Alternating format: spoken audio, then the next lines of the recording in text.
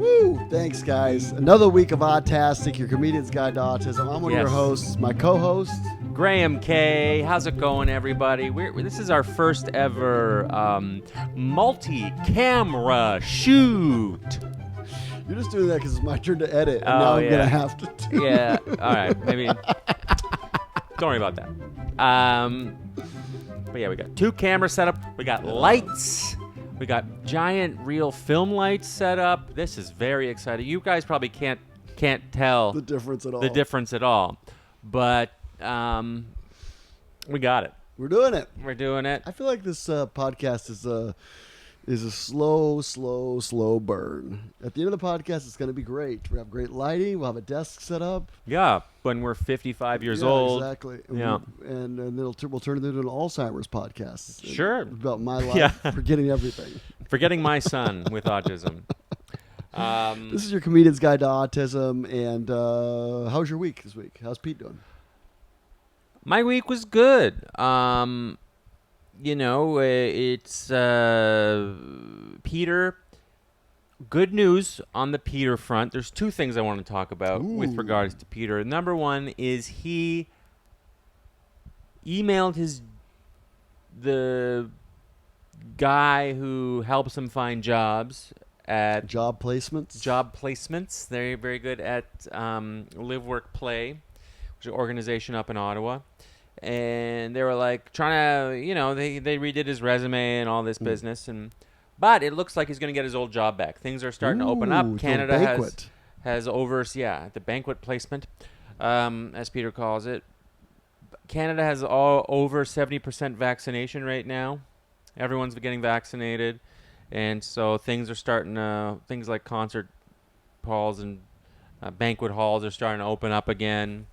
And, so it's really good. He's very, very excited to get back to work. It'll probably won't be for another few months, but nice. It's really good news. Yeah. And he's very excited. He hasn't been calling me as much, so things are good when Pete's not calling. Who knows how many emails he's firing off to people I told him not to email too much. You 31 people everywhere. What is this now? You 31? To all 33 of yourselves. That's it. So who knows? Also, I gave him some new movies to watch. A nice list of movies. If you guys can think of any movies in the Dude, Where's My Car, Saving Silverman realm of Forgetting Sarah Marshall. Very funny. I don't know if he likes that one. It's a little too confusing for him. Okay. It's a little too adult. Dude, Where's My Car is like a cartoon, live action cartoon. Yeah. So anyway, I tried to think of movies, and he has not looked at any of them, but every 2 years he watches all the Spider-Mans back to back, and he watches all of the Star Wars back to back. Not in the same year. Last year was Star Wars. This year was Spider-Man. So I think he just finished the Spider-Man Film Festival, like 6 of the movies. Then he gives them a 2-year break. He's like, Graham, I think we should give them a 2-year break so they don't get old. I'm like, that's great. It's a good idea. But you don't have a lot of stuff to do. I mean, we all watch Netflix. Every one of us is by this point in the pandemic, we are at the end of Netflix. Seen everything. So I'm on the Spanish level. I'm doing all Spanish movies now. Lucky guy. Yeah. I'm on North Korean right now. Yeah. You got to go on the dark web for that. And The Leader is great. But anyway. I think that's the name of his streaming service. Yeah. Come on to North Korea. The Leader's great. He's got the best stuff. Just a one picture of a guy just standing there. He looks great. It's all food shows. Him just making horrible food and everyone going, "This is great." It's terrific. Him playing basketball.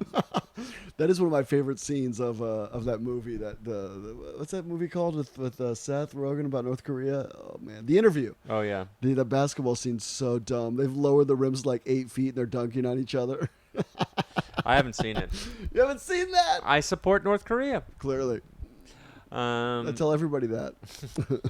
But anyway, so movie recommendations for Peter. Peter. He needs stuff to watch, and Okay. Also, I am working on a joke about Peter that is not going well. And I think it's because people can't relate. Like, there is one of the things we one of the games we like to pretend, games of pretend that Peter and I do is Bert and Ernie from Sesame Street. I remember. He's like, "Hey, Bert," and I go, "Hey, Ernie." It's very cute. And another one we've been doing for 20 years, and for the past 5 or so years, I've been trying to get him to stop, is Apu from The Simpsons. Right. I remember this too. And Apu's brother Sanjay. And I forget. I think I'm Sanjay in the game, and I've explained to Peter multiple times. I mean, look, man. It's racist, and it's politically incorrect, and we could be hurting people if they hear us. Right. And he's like, all right, but then he forgets. He forgets, and he does it in public. He slips right back into it. And I gotta do, and he'll have a fit if I don't do it. So I have to be like surreptitiously racist, and then sometimes people will catch us doing these voices, and they'll glare at us, as well they should. And I'll walk up to them and be like, look, I know it doesn't seem this way, but this is actually a pretty cute hate crime. So you're saying this joke doesn't work? Yeah, if I was to explain it to you, you would think it's pretty cute. This reminds me of Forrest Gump when he describes who he's named after. And he's like, I was named after somebody who put on sheets, and he galloped around, and they cut to him as a Klansman. You remember that part of Forrest Gump? Oh, no. Yeah. The very beginning. I guess he's named after a famous Klan member who started the Klan. You're like, oh, great. Jeez.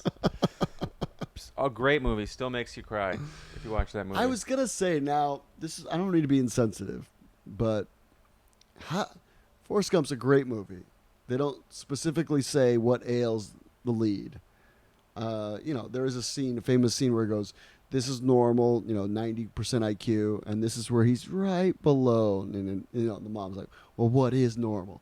But, like, would Peter like a movie like that, or would he find it condescending or insulting, or would he connect with it, or would he feel gypped? Like, listen, I've got things that don't go well, and I haven't met the president 3 times.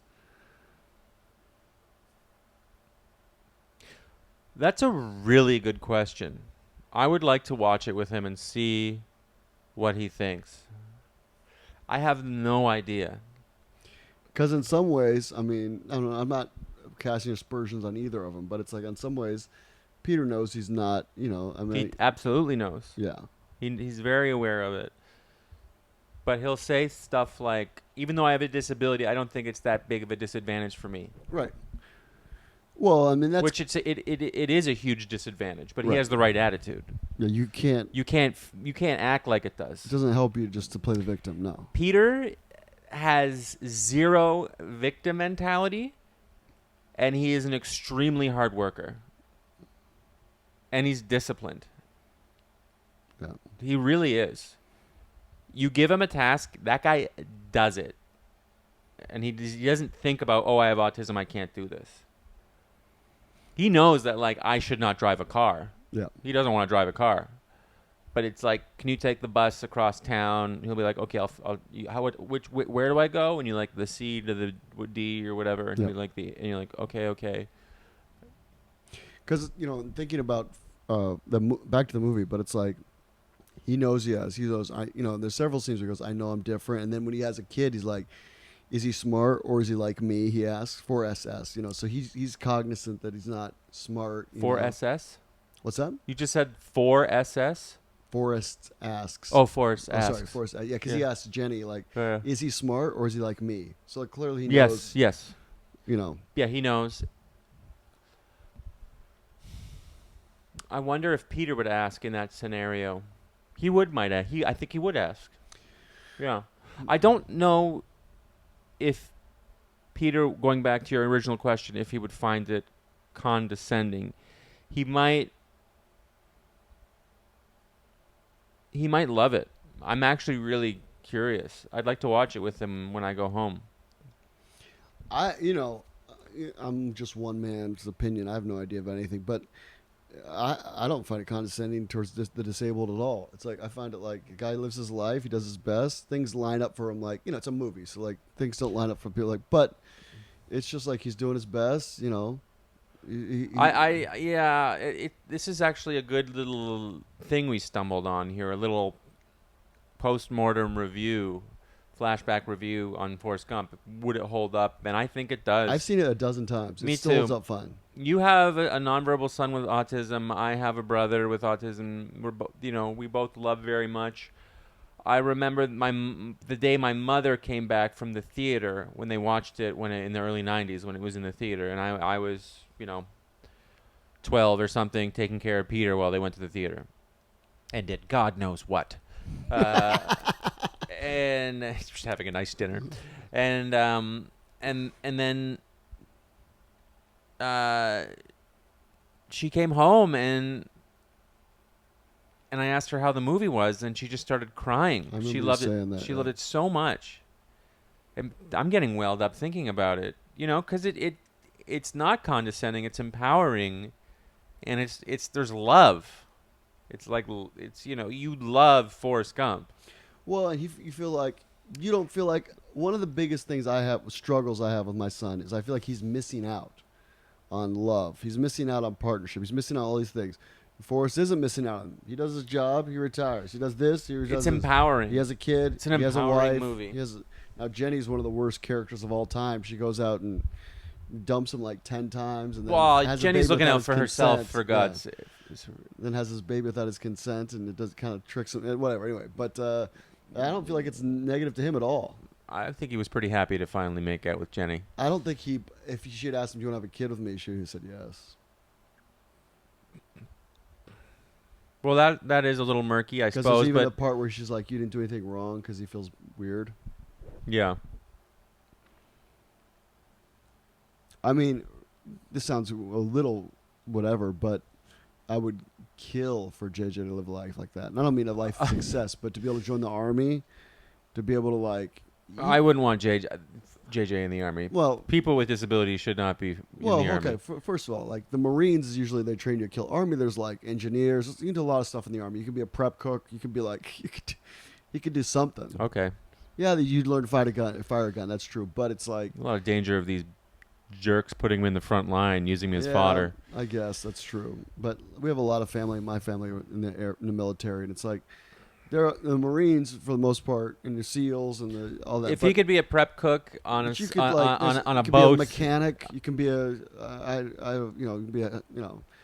if you're in the Air Force, mostly you're not jumping out of planes. Whatever you're it is, a job. He has a job that means something, and as a job and steady and time and structure and yes, of course, yes, that would be a really nice thing for JJ to be, and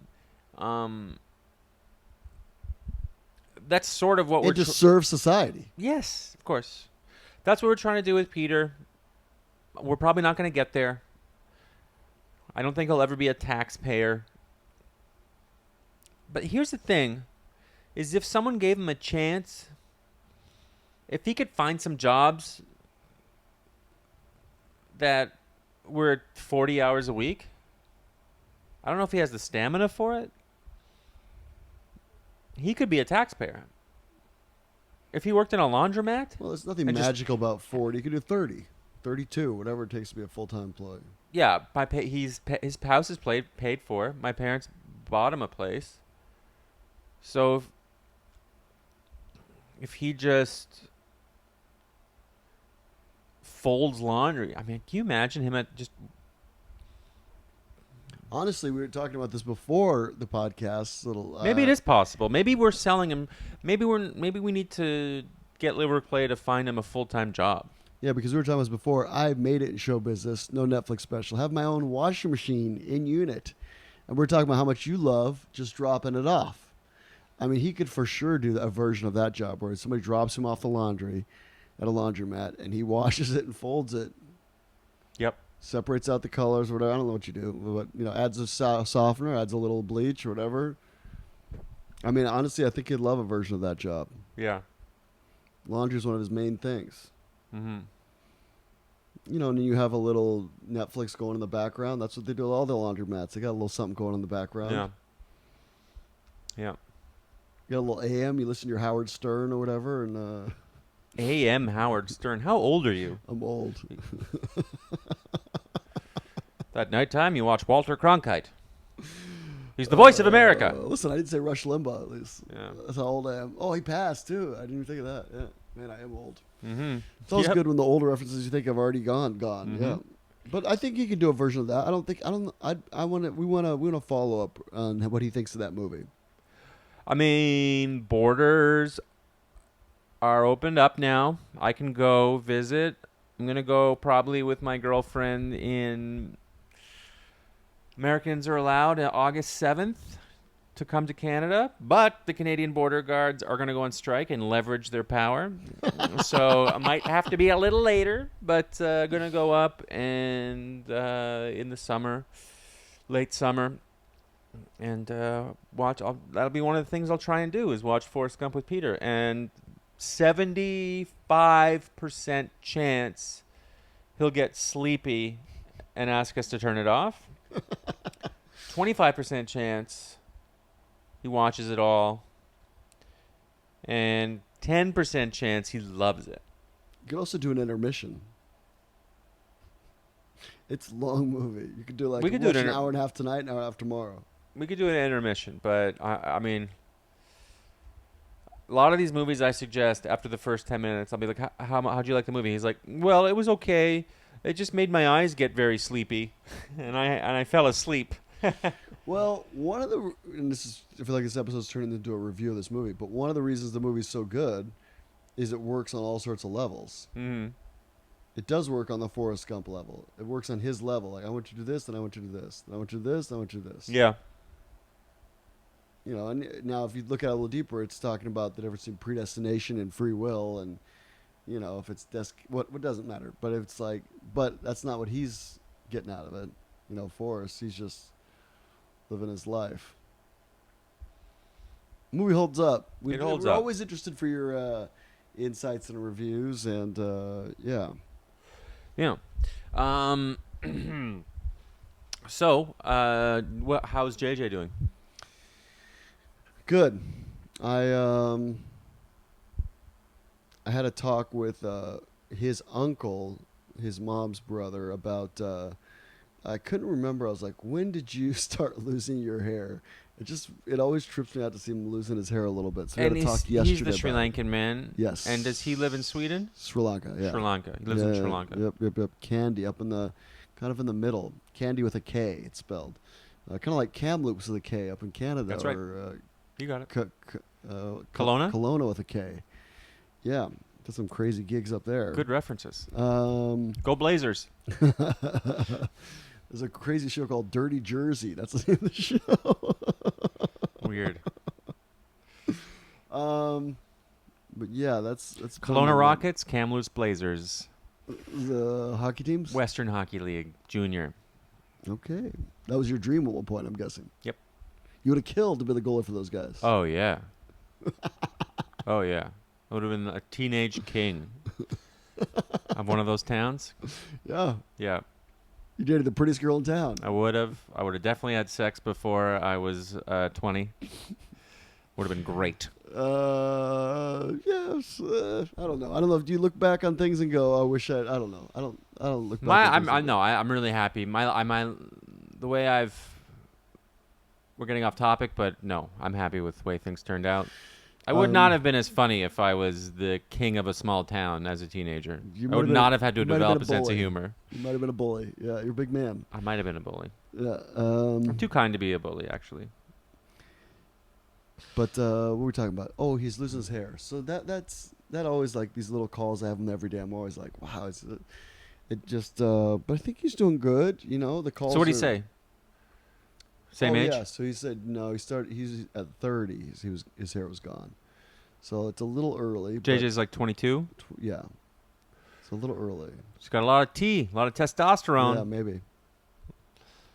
That's what it is, right? That's what they say. Yeah. That's why mine's so great. Low T, I guess. Low I don't T. know. I don't think that's true. I don't know. I still like to fight, so I don't know. No, you Should have a be lot of that low. testosterone. You don't have an excess, like a I crazy don't amount. know. Yeah. If you look at all the Ultimate Fighter commentators and a lot of the fighters, they're bald. there is a lot of them that are They're all bald. Mhm. They're just like, oh, guys, I want to fight. Hmm.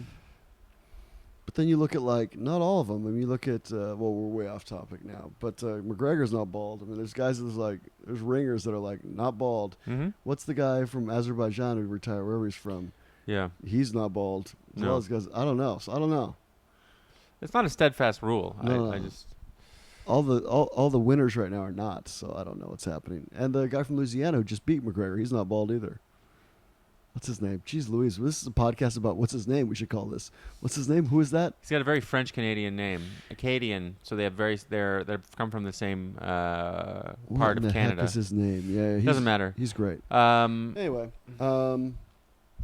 yeah. So we had a call trying to figure out cruises are coming back. I'm going to cruise next week. If you're thinking about going to Alaska next week on Carnival, say hi to me. I will be on that cruise.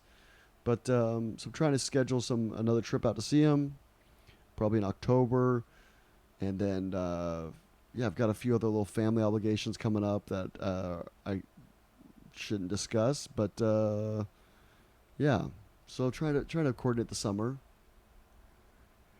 So I think somebody was telling me once, if you don't feel guilty as a parent, you're not doing it right, which somehow rings true. Like, it doesn't matter what you do. There's always like a little bit where you're like, yeah. I could have done this. I could have done that. Like what? 1,000 things. Like with him,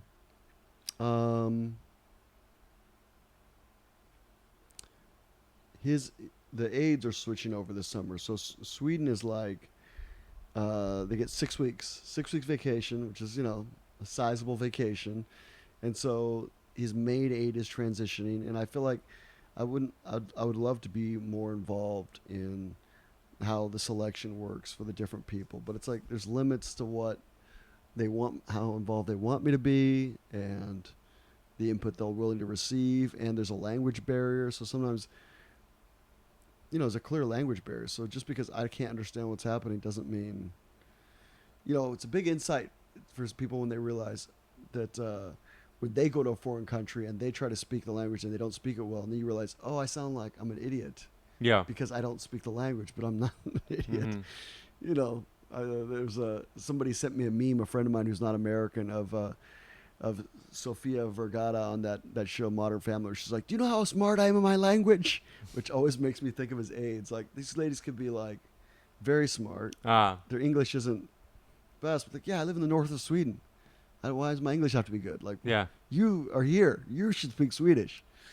So, yeah, that always gives me some trepidation about trying to be too involved in the selection of his aides and that kind of stuff. But that stuff makes me feel weird.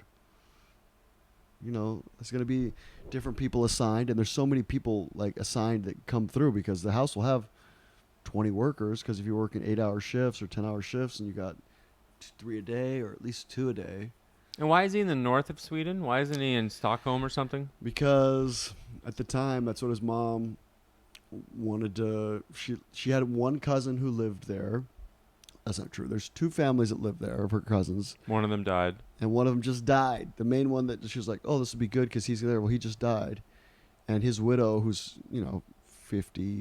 60, she's moving down to Stockholm. So, like, that's another thing. Like, it's way up there. But, yeah. Well, it's a good facility. It's a great facility. He's doing great. And that does provide me some comfort. The aides are going to switch this summer, but his bedroom's not switching. It's the same bedroom, in the same house, same car, same computer, same laptop, same schedule. They're switching for good or just the summer? Just the summer. Oh, that's fine. Yeah. But every summer I get a little anxious about it. Every summer, does he have a bad response? Well, again, you're going back to the feedback from the aides that you don't know as well. So it's like, does he? Right. So it's like, Right. that's the part that makes me feel a little not great. Gotcha. Huh. Well. I feel like a lot of parenting, though, is you're just doing the best you can. Yeah. Is it ideal? No. Is Yeah. Is the best I can do right now? Yes. I don't Kind know. of like these lights. Is it the best we could do right now? Yes. Is it perfect? No. We broke one right off the bat. Well, it broke.